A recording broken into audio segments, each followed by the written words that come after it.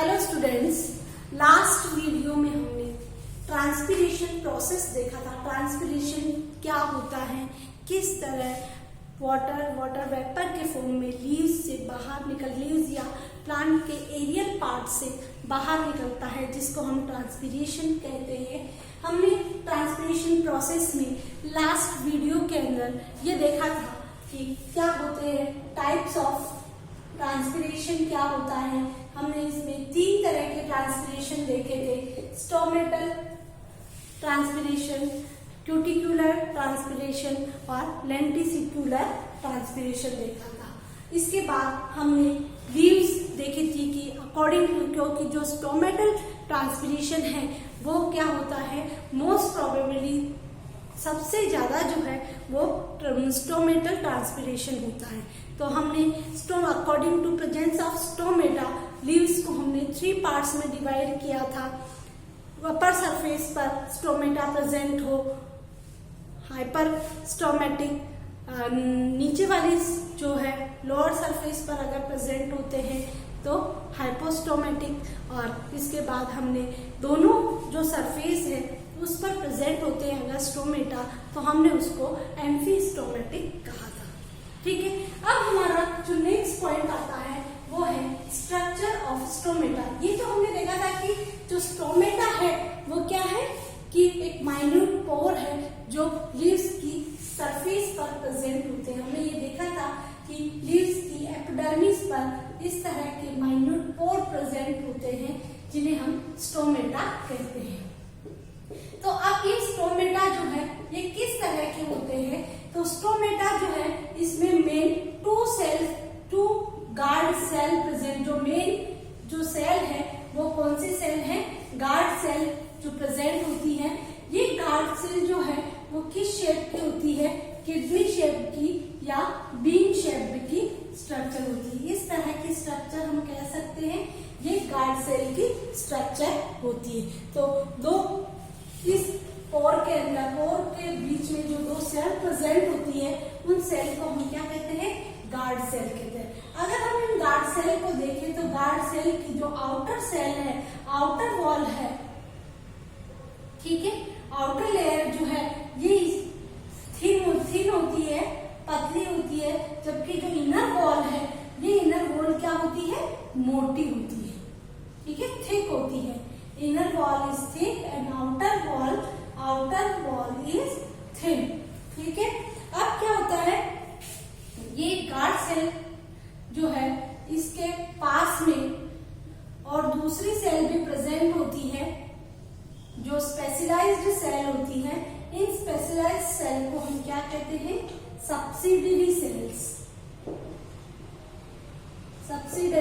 कहते हैं, या एसेसरी सेल्स भी हम इसे कहते हैं। एसेसरी सेल्स भी हम इसे कहते हैं, या तो सब्सिडरी सेल कहते हैं या एसेसरी सेल भी हम कहते हैं। अब हमारे पास ये आता है कि ये किस तरह, तो गार्ड सेल जो है, गार्ड सेल की जो इनर वॉल है ये क्या है, थिक है, और आउटर वॉल जो है वो बिल्कुल लाइट है। जब गार्ड सेल फुली हुई कंडीशंस में होती है, यानी हम फुली हुई कंडीशन को क्या कहेंगे, टर्गिड कंडीशन, और जब बिल्कुल पिचकी हुई कंडीशंस होती है उसको हम क्या कहते हैं, फ्लैसिड।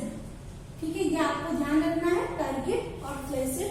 जब ये फुली हुई कंडीशन में होती है, टर्गिड स्टेज में होती है, तो क्या होता है, इसकी जो एक्सटर्नल वॉल है ये क्या होती है, स्ट्रेच होती है बाहर की तरफ स्ट्रेच होती है, फुली हुई कंडीशन में होती है।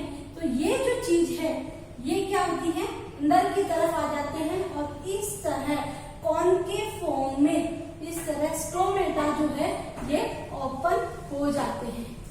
ये दोनों स्ट्रेच हो जाते हैं, ये इनर वॉल है और ये क्या है, आउटर वॉल है। ये दोनों इनर वॉल है इसकी, और ये कहलाती है आउटर वॉल। जब तो ऐसी कंडीशन में क्या होता है, ये स्टोमेटा ओपन हो जाते हैं। तो मोस्टली डे टाइम में, है ना, डे टाइम में ये जब ये टर्गिड होती है तो स्टोमेटा ओपन होते हैं, और अगर ये फ्लैसिड होती है तो स्टोमेटा क्लोज्ड हो जाते हैं। फ्लैसिड का मतलब पानी बाहर निकल गया, पिच की हुई कंडीशन। तो जब ये टर्गिड है तो ऐसी कंडीशन में क्या होगा, इसकी आउटर वॉल बाहर की तरफ खींचती है, स्ट्रेच होती है, जिसके कारण इनर वॉल भी क्या हो जाती है, जो अनइलास्टिक होती है, तो खिसक जाती है। तो बीच में एक कॉनकेव एक पोर बन जाता है। इस पोर को हम क्या कहते हैं, स्टोमेटा या स्टोमेटल पोर कहते हैं। ठीक है, और इसी से वाटर वेपर के फॉर्म में बाहर निकलता है। और जब ये फ्लैसिड होती है, तो ऐसी कंडीशन में क्या होता है, ये दो इनर वॉल जो है ये दोनों क्या हो जाती है, पास पास आ जाती है। तो स्टोमेटा ये इस तरह की कंडीशन हो जाती है, ये पास पास आ जाती है, तो स्टोमेटा क्लोज हो जाते हैं। तो स्टोमेटा की क्लोज होने और ओपन होने में गार्ड सेल का रोल होता है। गार्ड सेल की इनर वॉल जो होती है वो थिक होती है, और दोनों के हम ये मान के चले कि ये दो गार्ड सेल है। गार्ड सेल जब इस तरह से पास पास रहेगी, फ्लैसिड कंडीशन में रहती है तो पास पास रहती है इसकी इनर वॉल, और स्टोमेटा क्लोज कंडीशन में रहते हैं। लेकिन जैसे ही ये फ्लैसिड फूलती है तो एक्सटर्नल वॉल जो है फ्लैसिड हो जाती है, और बीच में इस तरह का क्या बन जाता है, होल बन जाता है, पोर बन जाता है, जिसको हम क्या कहते हैं, स्टोमेटल पोर कहते हैं, और स्टोमेटा ओपन हो जाते हैं। ठीक है, अब स्टोमेटा कितने प्रेजेंट होते हैं, तो मोस्टली अगर हम माने तो 50 to 300 स्टोमेटा पर स्क्वायर mm एरिया में लीफ 50 to 300 स्टोमेटा प्रेजेंट होते हैं पर स्क्वायर mm एरिया में। और ये क्या है, कुल लीफ, जो लीफ का कुल एरिया है उसका केवल 1 से 2% पार्ट है। तो 50 से 300 एरिया में प्रेजेंट होते हैं। Again repeated the structure of stomata. Stomata is made up of a guard cell, two guard cells की आउटर वॉल जो होती है वो थिन होती है, इनर वॉल थिक होती है। गार्ड सेल के बाहर जो सेल्स होती है हम इन्हें एसेसरी सेल्स या सब्सिडरी सेल्स कहते हैं। गार्ड सेल जब टर्गिड स्टेज में होती है तो स्टोमेटा ओपन होते हैं। गार्ड सेल जब फ्लैसिड स्टेज में होती है तो स्टोमेटा क्लोज होते हैं। जब ये टर्गिड स्टेज में होती है तो आउटर वॉल स्ट्रेच होती है आउटवर्ड्स की तरफ, ठीक है, आउटवर्ड्स की तरफ स्ट्रेच होती है, जिसके कारण ये जो अनइलास्टिक इनर वॉल है ये भी क्या हो जाती है, बाहर की तरफ खिसक जाती है, और बीच में एक पोर जैसी, कॉनकेव जैसी, पोर जैसी स्ट्रक्चर बन जाती है। उसको हम क्या कहते हैं, स्टोमेटल पोर कहते हैं। लेकिन जब ये फ्लैसिड होती है तो वापस से अपनी कंडीशन में आ जाती है और दोनों इनर वॉल पास पास आ जाती है और स्टोमेटा क्लोज हो जाते हैं। तो स्टोमेटा मेन ट्रांसपीरेशन के लिए यूज में आते हैं, ट्रांसपीरेशन प्रोसेस के लिए। तो यहाँ हमने स्ट्रक्चर ऑफ स्टोमेटा पढ़ा। अब हमारे पास नेक्स्ट हमारा टॉपिक आता है स्टोमेटल मूवमेंट। स्टोमेटा किस तरह मूवमेंट करता है, इसके अंदर क्यों ये टर्गिड होती है, क्यों ये फ्लैसिड होती है। तो नेक्स्ट हमारा टॉपिक है मैकेनिज्म ऑफ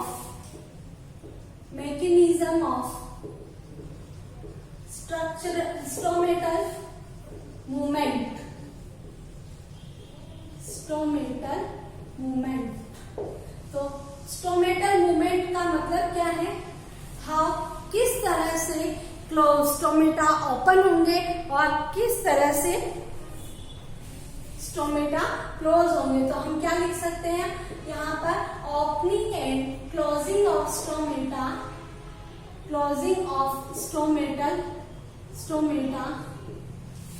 ठीक है, opening and closing of stomata is called stomatal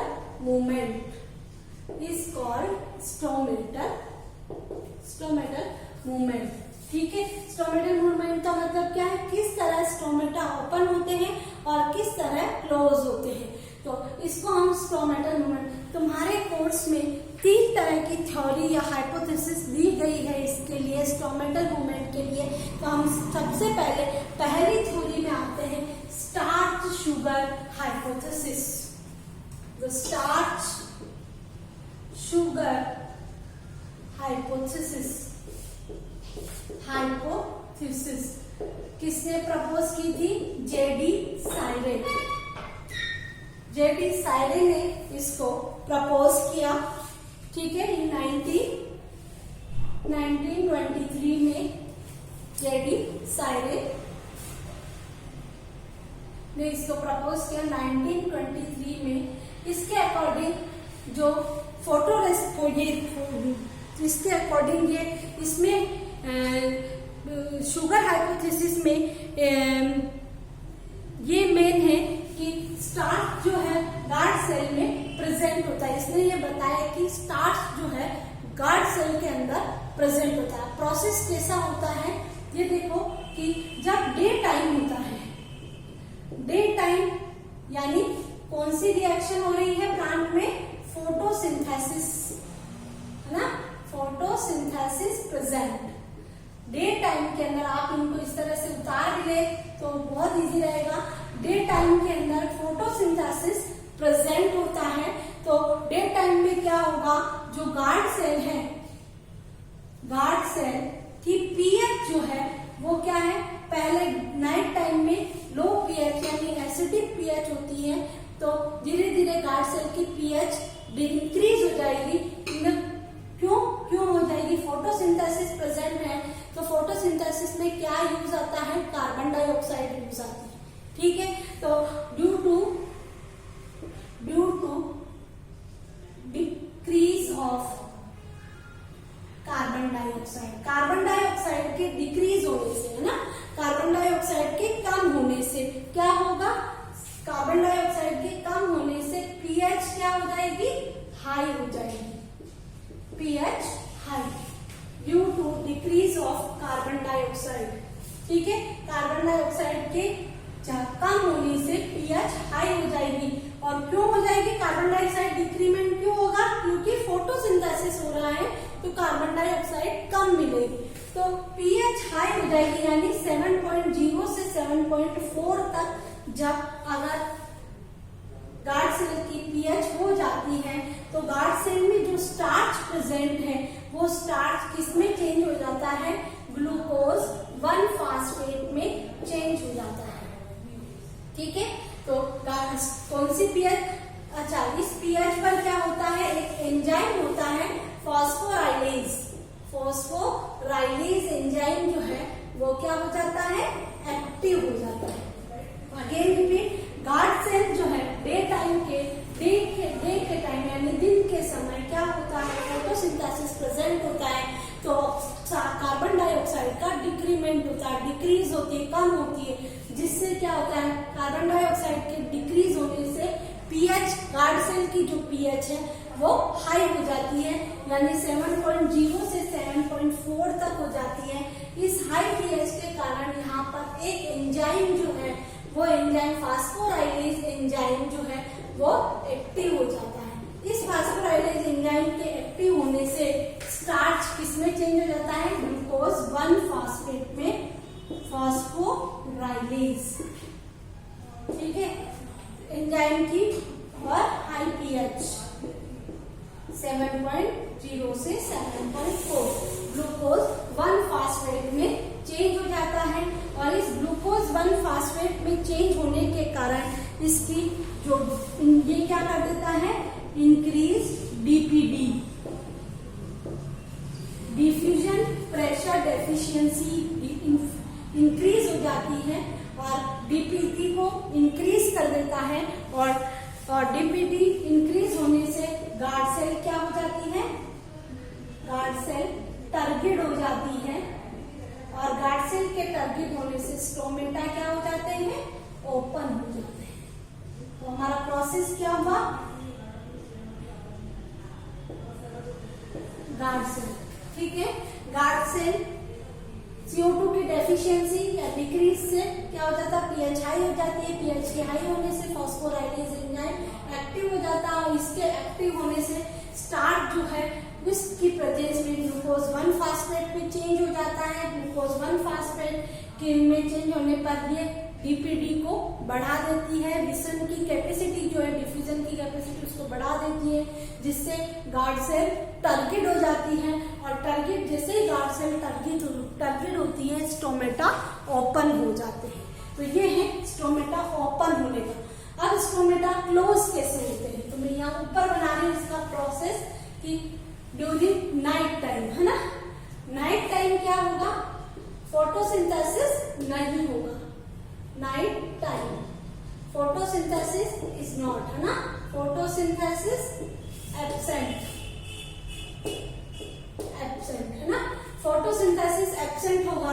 तो ऐसी कंडीशन में क्या होगा, गार्ड सेल, फोटोसिंथेसिस एब्सेंट है तो CO2 क्या हो जाएगी, इंक्रीज हो जाएगी। CO2 के इंक्रीज होने से pH क्या हो जाएगी, लो हो जाएगी। लो का मतलब एसिडिक हो जाएगी pH, यानी 5.0 तक इसकी pH हो जाएगी। और pH की 5.0 होने से क्या होगा, फास्फोराइलेज जो एक्टिव कंडीशन में था वो फास्फोराइलेज एक्टिव कंडीशन में नहीं रहेगा, और जो ग्लूकोज 1 फास्फेट बना है again convert into starch, starch में कन्वर्ट हो जाएगा। और स्टार्च में जैसे ही कन्वर्ट होगा गार्ड सेल क्या हो जाएगी, फ्लैसिड हो जाएगी, और फ्लैसिड होने से स्टोमेटा क्या हो जाएंगे, क्लोज्ड हो जाएंगे। तो ये है हमारे पास प्रोसेस दूसरा नाइट टाइम में कि photosynthesis is not here in night time, then CO2 is increases, then when CO2 increase then pH is low as like acidic pH of guard cell, और जैसे ही pH गार्ड सेल की pH acidic होती है, फोटोफास्फोराइलेज जो enzyme है वो inactive हो जाता है, तो ग्लूकोज 1 फास्फेट जो यहाँ बना था वो वापस किस में कन्वर्ट हो जाता है, स्टार्च में कन्वर्ट हो जाता है, और ये स्टार्च में कन्वर्ट होते ही गार्ड सेल फ्लैसिड हो जाती है और स्टोमेटा क्लोज्ड हो जाते हैं। तो ये हमारा प्रोसेस है, जेडी सायरन ने दिया इसको कि किस तरह डे टाइम में और किस तरह नाइट टाइम में स्टोमेटल मूवमेंट होता है। तो आज हमने हमारे वीडियो के अंदर ट्रांसपीरेशन के थ्रू हमने स्ट्रक्चर ऑफ स्टोमेटा देखी कि स्टोमेटा की स्ट्रक्चर कैसी होती है, और इसका एक हाइपोथेसिस हमने देखी, स्टार्च शुगर हाइपोथेसिस। नेक्स्ट हमारे पास 2 और हाइपोथेसिस है, हम उसके बारे में देखेंगे हमारे नेक्स्ट वीडियो में। Thank you.